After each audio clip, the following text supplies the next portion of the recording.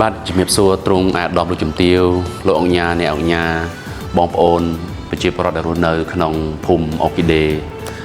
2004និងអូគីដេក្នុងគម្រោងគ្រប់គម្រោងទាំងអស់ខ្ញុំបាទបានមានកិត្តិយសសម្រាប់ការជូនដំណឹងទៅដល់បងប្អូនប្រជាពលរដ្ឋនៅក្នុងឆ្នាំថ្មីឆ្នាំ2026នេះដោយយោងទៅលើព្រឹត្តិការណ៍ឆ្នាំ2025បុណ្យភូមិអូគីដេ2025ដែលយើងបានប្រព្រឹត្តទៅយ៉ាងជោគជ័យហើយនៅឆ្នាំ2026ថ្មីនេះគឺយើងនឹងបន្តការរៀបចំបុណ្យភូមិឆ្នាំ2026តាមការសន្យាដែលក្រុមហ៊ុនបានរៀបចំកាលពីឆ្នាំទៅដូចគ្នាឆ្នាំថ្មី2026បុណ្យភូមិអូគីដេគឺយើងនៅតែបន្តការផ្ដោតទៅលើ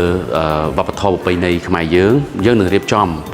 ព្រឹត្តិការណ៍តាក់ទងជាមួយនឹងការលេងល្បែងប្រជាប្រិយជាច្រើនប្រភេទដល់បងប្អូនអ្នកភូមិកូនជាពិសេសកូនអ្នកភូមិដែលឆ្នាំទៅគាត់មានការគ្រប់គ្រងជាច្រើនហើយឆ្នាំនេះក៏យើងនៅតែធ្វើម៉េចដើម្បីជំរុញឲ្យបងប្អូនប្រជាពលរដ្ឋទាំងអស់ដែលក្នុងភូមិយើងបានកាន់តែស្គាល់ពីវប្បធម៌និងប្រពៃណីដ៏ផូរផង់របស់ខ្មែរយើងបន្តទៅទៀតហើយបន្ថែមពីលើហ្នឹងក៏យើងបានឃើញថាការរស់នៅក្នុងភូមិដែលបងប្អូនធ្លាប់តែឮនៅក្នុងបងប្អូនដែលរស់នៅក្នុងភូមិនៅតាមជនបទសកម្មភាពដែលរស់នៅក្នុងទីក្រុងគឺយើងដូចគ្នានៅក្នុងភូមិអូគីដេ2004របស់យើងផងដែរអញ្ចឹងនៅក្នុងឆ្នាំថ្មីនេះអ្វីដែលការរៀបចំបុណ្យភូមិគឺយើងនឹងបន្តសម្រាប់ការរៀបចំសកម្មភាពល្បែងប្រជាប្រិយទាំងអស់ហ្នឹងក៏ដូចគ្នាយើងមានការបញ្ចូលបន្ថែមនៅល្ខោនខោលក៏ដូចគ្នានឹងអាយ៉ៃឆ្លើយឆ្លងសម្រាប់ឲ្យបងប្អូនប្រជាពលរដ្ឋទទួលបាននៅ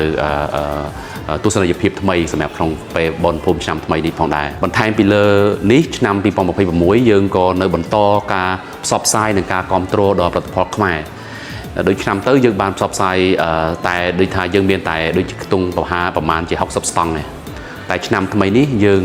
បន្តគ្រប់គ្រងហើយនឹងការគ្រប់គ្រងជាច្រើនពីផលិតផលខ្មែរយើងពីសិប្បកម្ម